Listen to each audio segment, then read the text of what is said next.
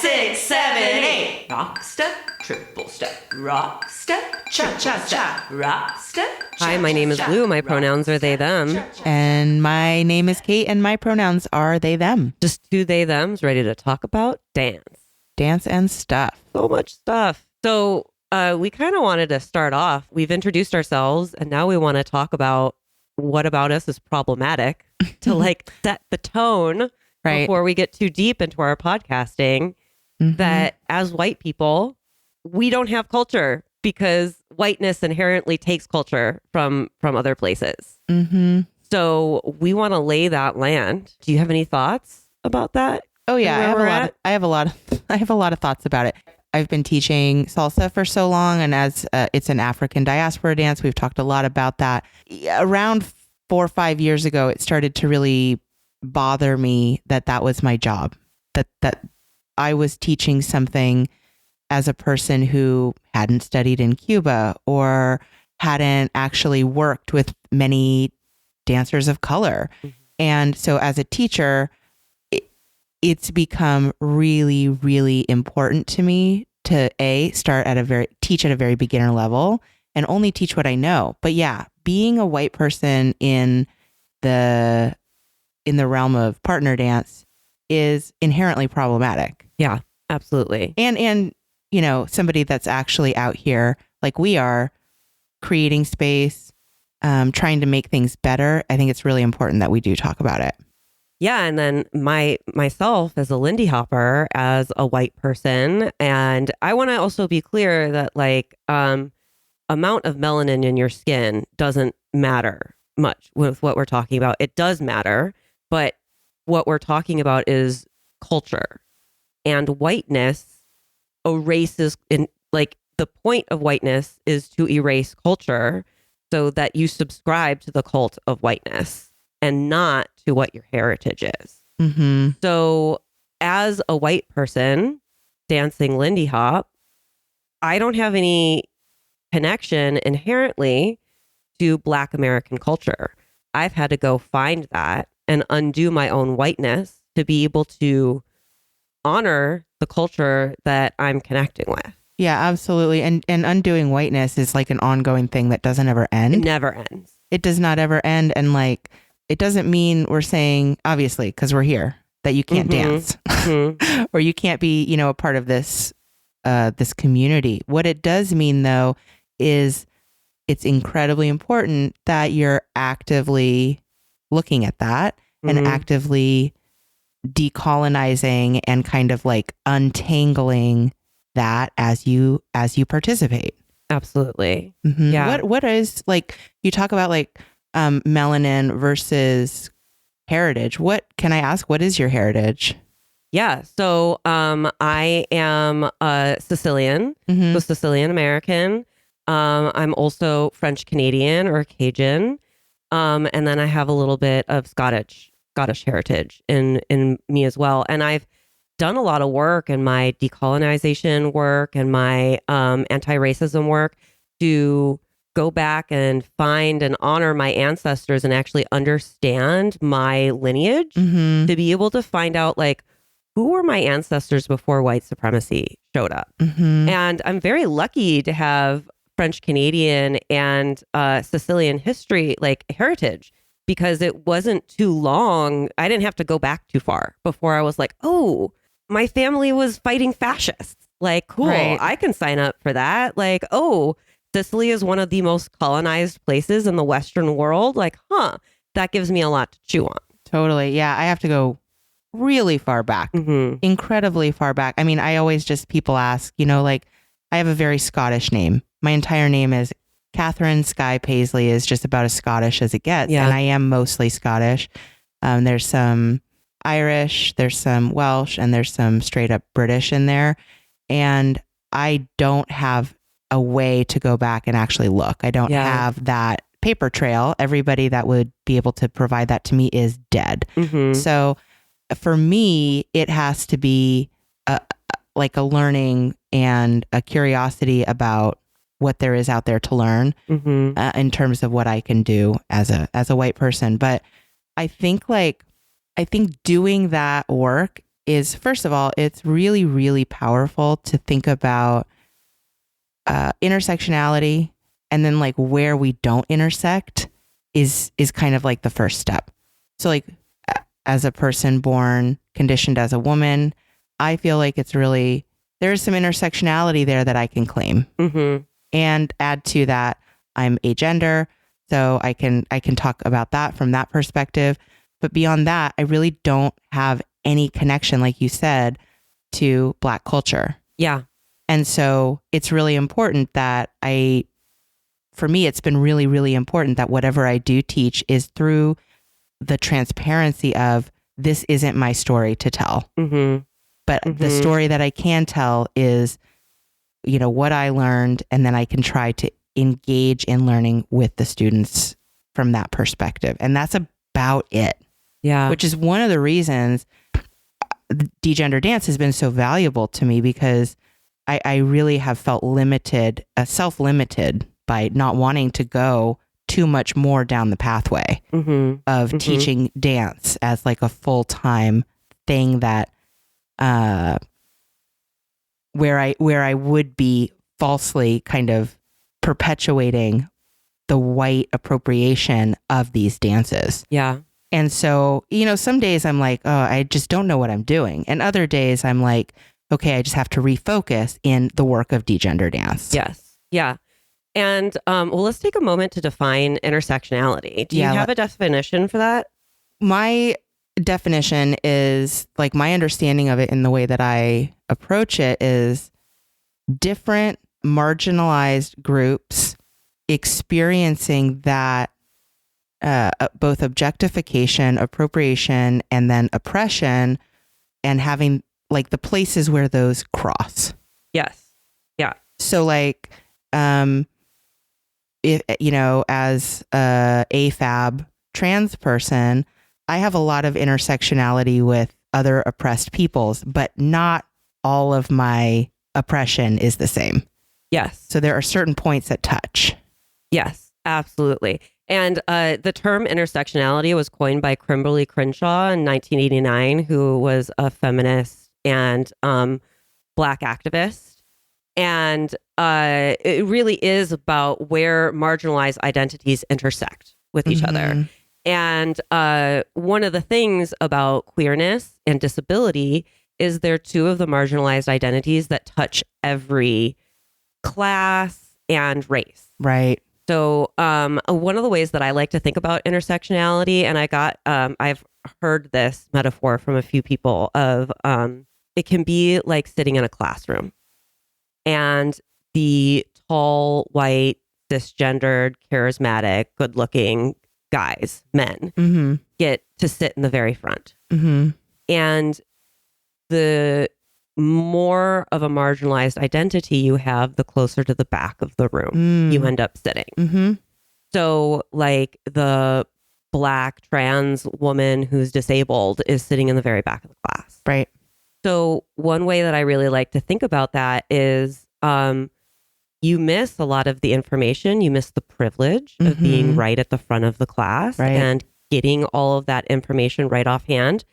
But you also get the visibility of all the people sitting in front of you. So you truly have an understanding of what systemic oppression can be, because you can see the scaffolding. You see it. Of course. And intersectional identities can really help you tune in to another intersectional identity, because you both, whether, you know, what you have different races or different queer identities or whatever, it helps you tune into that, because all oppression is the same function of human ego.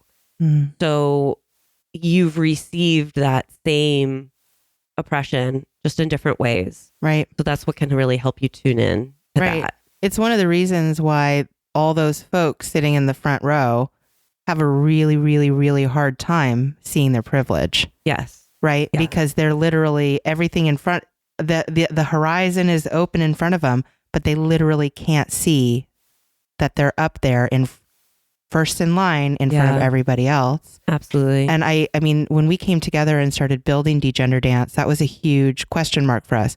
Are we going to call these people into the space, or are we just going to ask them not to be in it? Right. Yeah. The people that have the most privilege. And I still feel it's really important. I mean, I think that the biggest changes we want to see in the world at large are going to come from those people being able to turn around Yes. and be like, oh, all this labor falls on me.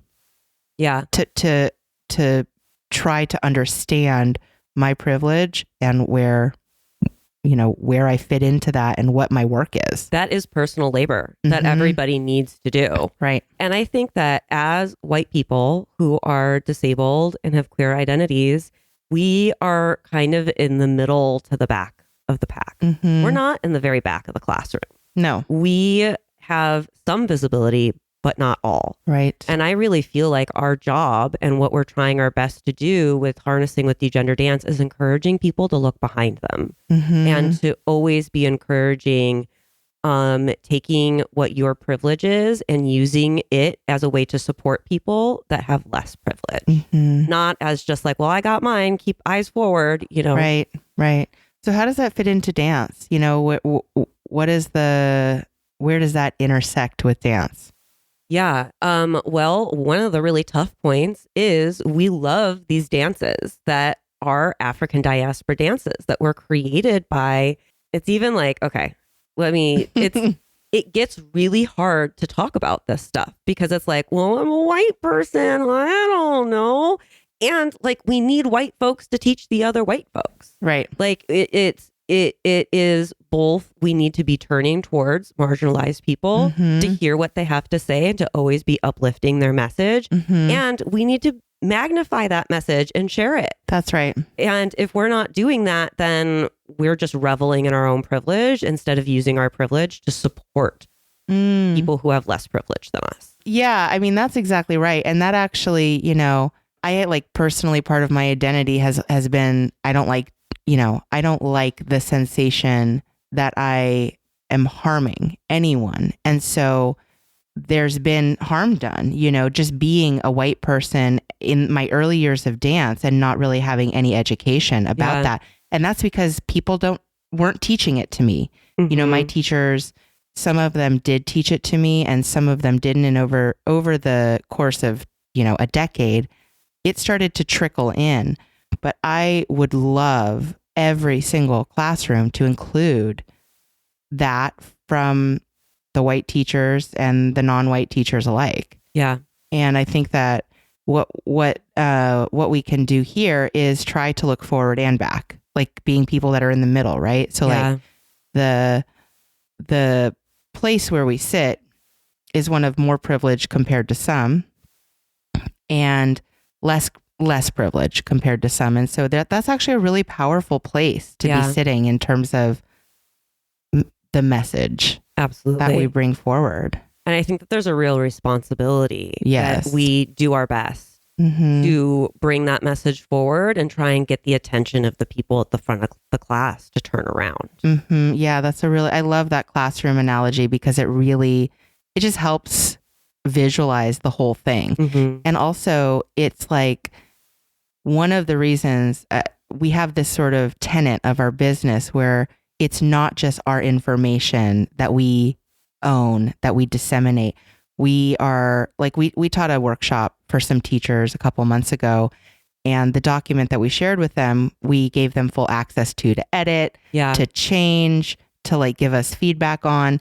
And that's a huge part of being in that middle place, is like disseminating information and helping, but also being like, we have a lot to learn. Yeah, absolutely. How about we switch gears a little bit? Having the fear, like I feel a lot of fear of saying stuff, of like saying it wrong when I'm trying to share like Black liberation and trying to share out that information, because I really feel like, oh no, I'm like not the qualified person to do that. Totally. Like, what if I screw this up and stuff like that? And I really have to do a lot to like walk through that fear. And it's probably going to be able to be really heard on this podcast of us freezing up a little bit, trying to talk about this stuff until we are able to move through that the best that we can. Yes, absolutely. I feel that fear too. The first time I ever like really experienced that fear was in the pandemic when everybody was putting this is like now looking back, it's kind of funny, but putting those black squares on their Instagram. Yeah. And then there was this big movement not to uplift your own, as a white person, your own marketing, but to uplift Black owned businesses. And that was hugely important to me. And I also had this feeling of, but I'm an artist. This is kind of what I do, and how do I exist and uplift? And now I can see that, like you said, like moving forward and walking through it with both being true is the way. Yeah. And I also want to call into the fact that like we're calling it fear, but really what is it makes us uncomfortable. Right. We're feeling uncomfortable. And there's this beautiful list of the values of white supremacy. Feel free to put that into Google. It'll show up. But one of these values of white supremacy is a right to comfort. And that white people are always allowed to feel comfortable. And that whenever there's systemic oppression, like, oop, that makes us uncomfortable. Let's sweep it under the rug. And really like, the true magic and support happens when you walk through that uncomfort and do it anyways and accept that you're probably going to screw it up. Right. And to just do it to the best of our abilities. Right. And it is so easy to just like turn the other cheek towards discomfort as a white person, or towards comfort, I should say, as a white person, and just like choosing to go the other direction and walk through it.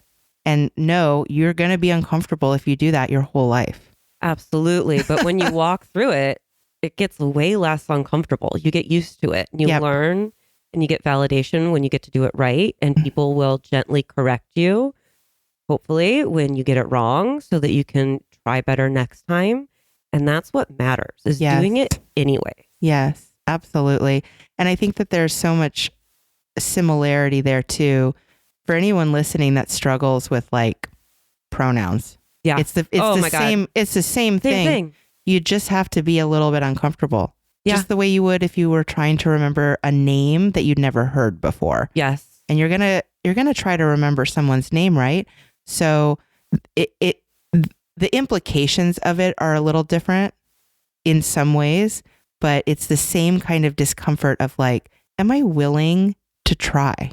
Yeah. Am I willing to try to do something that that this society does not care about pushing forward, and like us as individual people and communities need to physically walk through together. Absolutely. It's huge. Yeah. Yeah. And I think that one of the things we're really getting down to is that like, it's a somatic experience. Like we're having like emotional experiences around this, and it's truly like rooted in our nervous system. And that we need to commune with our bodies and with our communities to be able to work through it. Can you say more about like the piece of the somatic experience? What exactly are you saying we experience in our body? Well, uncomfort is a somatic experience. That's something that we're feeling on the inside. And like really where this comes from is this incredible book called My Grandmother's Hands. I'll have Kate pronounce the name of the author because as a dyslexic person, I mean, maybe I should, we're talking about this and maybe I should fight through the uncomfort of it.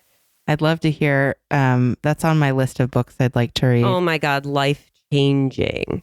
Absolute life-changing book. I suggest that everybody read it, especially if you identify as white. It's super important. The author's name is Resmaa Menakem.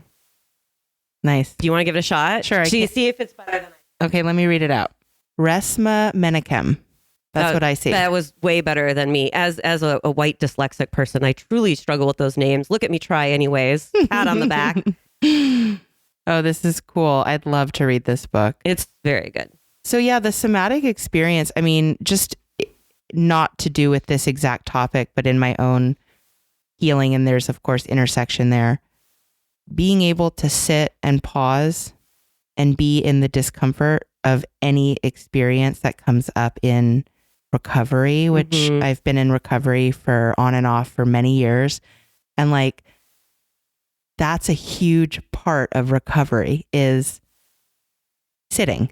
Yeah. Still feeling the feelings. Feel your feelings. Yeah. And like letting them like arise and letting them pass as you move forward through it. And I really do think as white people who have, have been privileged in a whole slew of ways, it's incredibly hard to choose to sit in that discomfort. Absolutely. Well, and one of the main like hypotheses of my grandmother's hand is that racialized trauma is generational and happens to both white people and black people. And all people feel this, that the foundation of our modern society is racialized capitalism. And because of that, we all have trauma from it. Right. And that the trauma that happens to like especially black folks, melanated people, people of color.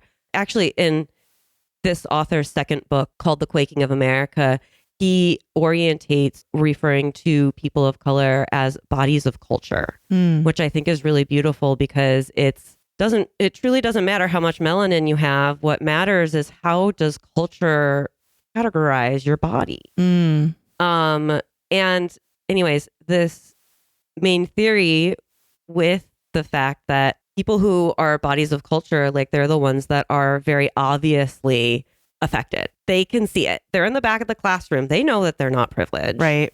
But sitting in the front of the classroom, you have less of an idea. Like you're just made so comfortable by your privilege that you don't really know what's going on. But the reason that there's trauma there is because for you to oppress others, you have to divorce a piece of your human self to be able to do that. Right. And that is nervous system shutdown. Big time. And that's why you want the right to comfort, because if anything makes you uncomfortable, that means your nervous system's waking back up. And then you have to be aware of like, oh my God, systemic oppression is so harmful and I benefit from this. That's hugely traumatic. Absolutely. And that's something that if we don't face that head on and move through it, then you're just sitting in that system. Yeah. And I mean, it's not just that they want to choose that comfort. It's that it is available all over the place. It's constantly available. And so that turning around, I just think about it's not that I have like unbridled compassion, because in this day and age, I think turning around is really available to everyone in that front row. But I do know that turning around requires some kind of spark from someone that has walked through it first that you can identify with. And that's why as white people, queer white people, I think it's really a position of power to be able to say like, hey, right here, you see me? I look like you. Yes. You can do this. You can turn around and you can do this. Absolutely. You can look behind you and see what's going on. Absolutely. Yeah. Absolutely. And that's why whenever I'm in a ballroom or in a classroom, I'm always doing my best to orientate towards who I believe has social capital and those who don't have social capital in the room, so that I can understand who I can give my energy of support to and who I can give my energy of like giving knowledge to. Totally. Yeah. I mean, I remember the first time for years I worked just with follows. And, you know, I would kind of give like these follow tips and secrets too about like how to survive. And about 5 or 6 years ago, probably during the pandemic, actually, in one of my Zoom classes, I didn't have access to that kind of like the space of being able to like separate people or talk to just leads or talk to just follows. I was talking to the whole class and I realized, oh my God, it's actually not the follows that need to know. It's the leads. Absolutely. It's the leads that need this education. Yes, because they're the ones with the privilege. Right. They're the ones with the privilege. They're the ones who create the space. They're the ones that have the most capability of causing harm on the dance floor. And they need to actually be the ones who are shepherding follows through the space. Absolutely. And so that, I mean, just being able to say like, oh, I'm in a position of power and I'm actually looking out for the person with the least power. I don't know if a lot of white cis men have that going on. Wouldn't it be great if they did? I mean, just imagine. Yeah. I actually think that is like kind of the crux. And also there's this other piece, like you're talking about the trauma. I mean, why are so many men shut down? Yeah. Why are so many men cut off from their emotional body. Mm-hmm. Why is that? And it's this. Yeah. It's like so related. It's the oppression of people of color, Yeah. indigenous people and women and queer people. Mm-hmm. So it's like, I would love to see part of Degender Dance's mission continue with trying to get those people to see, oh, I'm missing out actually. Yes. On this healing. Yes, absolutely. Because it's a more full, rich human experience. Right. Exactly. It's like truly feeling your feelings and connecting and empathizing with others. Like, I don't know how alive you are unless you're doing that. Yeah. Yeah. It also makes me want to say, you know, as a white person who has gone through a lot of healing, and I've had this kind of inner circle of like feminine camaraderie my entire life, which has been life-saving. I also want to say there are still parts of me that are completely shut down that I have to like work to access. Yeah. Because of that. And it's just a lifelong journey of being like, first acknowledging, just that acknowledging of like what has been turned off just by being white. Yeah.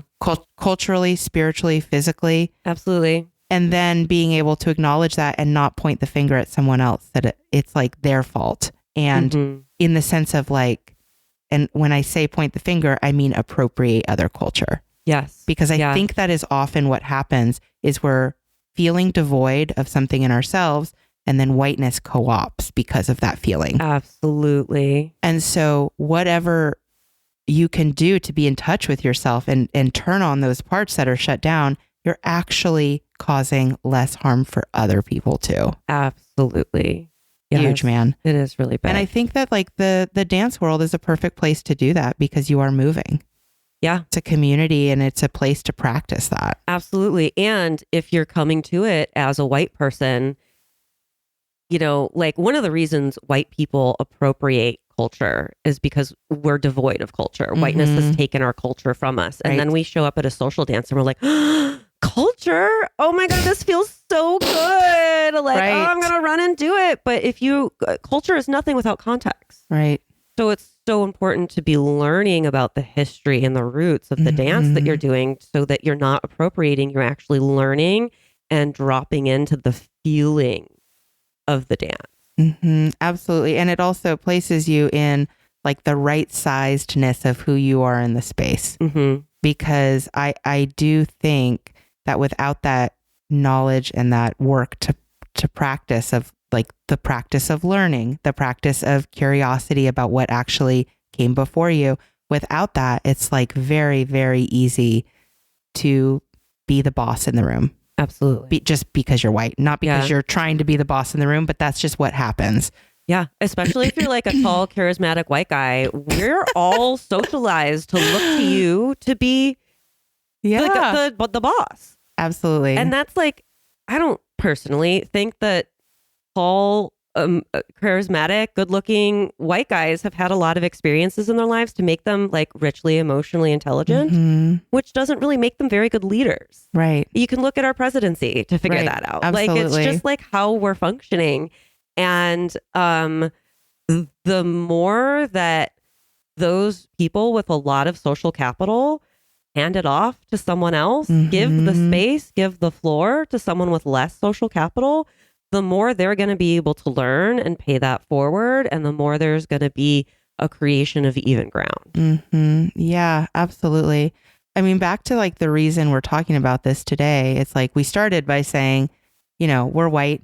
Degender Dance is it's a company made of white people. Business. Like we are two white folks. Yeah. It's problematic, but like actually it's only problematic if there isn't the perspective. Yes. The perspective. Yes. So it's, you know, this isn't like a preach of like, you know, white people beware. This is actually, hey, open your eyes. It's for me, opening my eyes is something I have to choose to do. Absolutely. And I have to choose to do it. And the only way that I have been able to do it is other people have done it too. Yeah. And I think that being able to kind of like foster a space where we are bringing in, you know, disabled folks, people of color, queer people, I mean, if we create spaces for those people, actually everyone will be welcome. And that's really exciting to me. Yeah, it is. Well, what do we do in dance spaces to help make sure that we're not being appropriative? Like, what do we do? What do you do when you're ahead of a classroom? Yeah, I mean, the first thing that I do when I'm running a class is when I'm teaching any class, I just make sure that I mention where the dance is from. Yeah. And the leaders and the musicians, the dancers. Of course, it's a dance class, so I'm not going to just like sit there and lecture the whole hour, but I'm going to sprinkle in some information about the roots and history and be blunt about it too, that this is available to you here now because of the slave trade. Yes. So not mincing the words around that and talking about learning that as a part of learning to dance. And that's really where I start. In the ballroom, to me, it's about making sure if I see something, I say something. Yeah. If I see,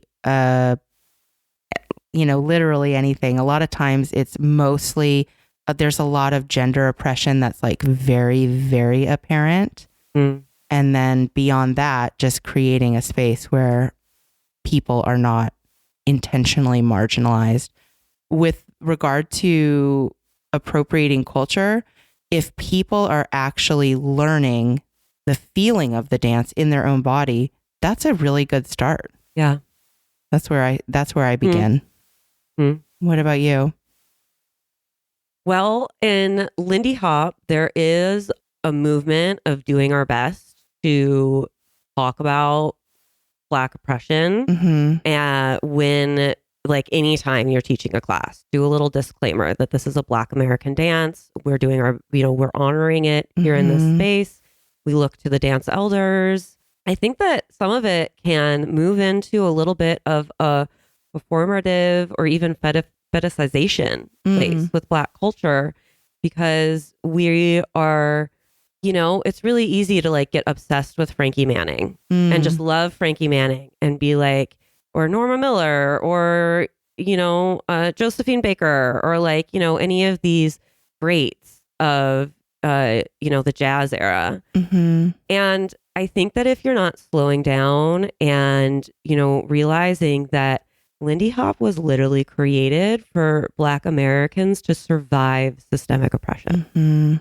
It was built as a way for them to metabolize emotions in their body because it was so great living under systemic oppression.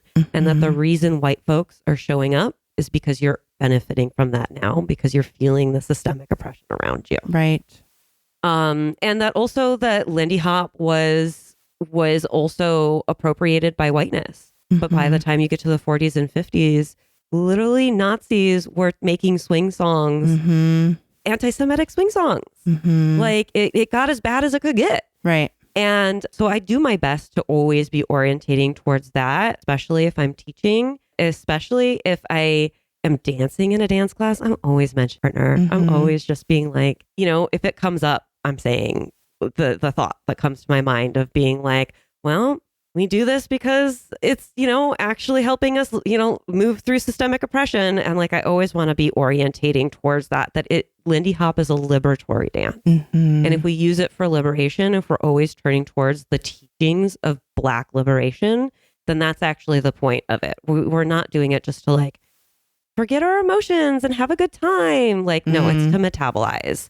Totally. Yeah, I think that's really, really important. And the piece for salsa is the kind of the performative element of salsa is what draws people to it, is the show, the sparkles, the hips, the smiles, and it is high energy, high impact, fast.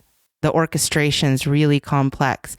And so much of that is missing the entire point of the kind of like the range of emotion of why salsa is what it is. It is literally a dance meant to fight oppression and to talk about strife. And if you actually listen to the lyrics of some of those songs you see, performed, what you see is not matching the lyrics of the music. Yeah. And so I think that's a really huge piece of it is acknowledging that this is a dance that has really rich and really complex roots. Yeah. And getting people to understand, it's kind of curious, right? Why are you so drawn to this? That's such a good question to be asking. Why am I showing up to this? What is bringing me here? Why do you want to be here? And there's lots of reasons that people will say, but I think ultimately it's kind of like a little, like, what was that word you used earlier? Like a psyop. Yes. Like people are getting into it because it's like flashy and fun and kind of sexy salsa. I mean, particularly, but that's really not what's going on here. And then if people stick around, hopefully they can see more about what it means to be a white person dancing. Absolutely. I think that, in the Lindy Hop community, there's some talk about how there's from the white conservative to like leftist pipeline that can happen because Lindy Hop is in a lot of very conservative spaces because it's a dance that leaves enough room for Jesus. And then as you start getting in, you start learning about the Black folks that created it. And then you're not far away from learning about Black liberation. And then you start to see all of the scaffolding of racialized capitalism. And you're like, what the hell is going on here? You start pumping the brakes in your own life because you're feeling. Right. Absolutely. And I think talking about it is one thing, but like actually creating a space in the ballroom and in the classroom where that's the culture of learning about it. So hard. It's so hard. Really hard. Because, dancing is fun. Yeah. And it's a business. It's totally. And the people who are paying the rent don't want you making their students uncomfortable. They want you making them happy and ready to come back and spend more money. Absolutely. So it's like it's this balance, that I think a lot of us who are actually working in that field are trying to find. And it doesn't have to be that way, of course. Absolutely. It does not have to be that way, but that's what a lot of businesses are working with, is this dichotomy between, there's this push and pull of, just dancing is liberation for anybody. Yes. But understanding the roots and the history of that and trying to like have a business in it, it's kind of like being white and running a business about Black dances. Yeah. There's push and pull there. Yeah. Yeah. So, I'm just glad to be having the conversation about it and talking about it with you. And I hope, like, whoever's listening, I really do hope it sparks some curiosity in your own body. And just like with that class we taught, I'd love to hear from people too. Absolutely. It's definitely like, one of the reasons we wanted to talk about this right off the bat in our podcast is that we want to set the precedent that we want to hear your feedback. Like degenderdance@gmail.com. Like, email us. Yes. Let us know. If Absolutely. we're doing dumb white stuff, if we missed something, if we're not saying something that's important, we want you to tell us, because we do our best to democratize everything that we're doing. And we want to know if we're messing up. We want to be able to alter our behavior and do better. Right. I think one of our earliest missions was to create space online and in person for this kind of work to be done. Yeah. And so, if we're messing it up, or if we're doing cool, let us know. Okay. We'll also take compliments. We also want to know if we're helping you and stuff like that. Yeah. But like, as you were saying too, that it's about, having conversation and making space for the conversation, and also making space inside yourself to do the research, and then to let those conversations affect you and affect the community as a whole. Yeah, absolutely. What do you think are some things, other than, like you said, just talking to each other is really, really hugely huge. Important. Like, without like dampening down the entire experience of like how joyful it is to just dance, how can people that are listening like blend the talking about it with the dancing? I honestly think the middle ground is reading books. I was going to say, get a library card. Yeah, library card. Oh, especially if you're not buying the books from Amazon, like go to your anarchist local library. Please. Not an anarchist library. All libraries are anarchist and socialist. Please get a library card. Go to the library and check out some books and read them and talk with the people like talk with people about what you learned in that and get how they felt about it and how you feel about it and share that and tell other people to read the books that you've read and add the books that they've read to your reading list and just have that be like your dance learning life is not only in the dance class and on the ballroom floor. There is way more information to be learning. Watch documentaries, listen to audiobooks. If you're not a reader, that's okay. There's ways to still get this information. Yes, there's so much at the library. Oh my word. And there's so much about this specifically. There's like, absolutely. I live 2 blocks from a library. There's literally like 10 books about gender, race, and equality for Latin dance. They're just sitting there. Yes, absolutely. Which means there's like a million more other places on the Internet Archives. That's a really cool resource too. Internet Archive will literally like, you can rent a book for free and it'll read it to you. Oh, amazing. I didn't even know that. I have to go look that up. It's a crazy robot voice. Yeah, but I can handle a robot voice. If you can get past the like early AI robot voice, you can do it. That's how TikTok reads my AMA content to me anyway. So Nice. I'm all about it. Yeah, I know. As soon as I asked you that question, I was like, the answer is books. Yeah, the answer is books. Yeah. And book groups.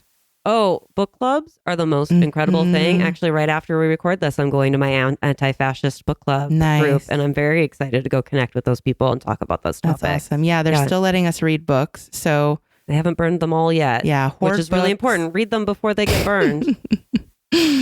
Yeah, I think that's right. And also just the curiosity too. You know, I think finding ways to be curious about why you are drawn to this could be a really cool place to start. I think the curiosity is paramount. Because if you're sitting in the front of the class, curiosity is what gets you to turn around. I love that, Lou. Yeah, absolutely.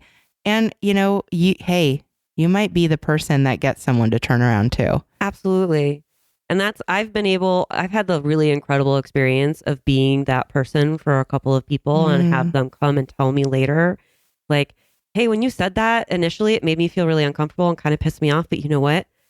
I went and I like did some research and I like talked to this other person and gosh, you've really helped me see a lot more of the world. And I'm like, it was worth pissing you off when I first said that because you went and you did the work. Right. Yeah. I have had the experience mostly from being a teacher. And it's mostly follows, but I've had this handful of leads that are men that have said, I just really didn't know. Yeah. And they were like dumbfounded. White supremacy relies on ignorance. Yeah. It's like true, like in the darkness of what that experience is like, especially when they start following, they're like, oh, or just understanding that there's more to this dance than just the figures that we teach. Well, we're coming up on the end of our time here today. Any final thoughts that we have? No, just, read books, I guess. Talk to each other. Read books, talk to each other, feel your feelings. Yes. And maybe piss a few people off. It's fine. Yeah. It's okay to make people feel uncomfortable. If people are being pushed towards liberation, being uncomfortable is the first step in that. Absolutely. Yeah. Well, thanks, Lou. Thanks, Kate.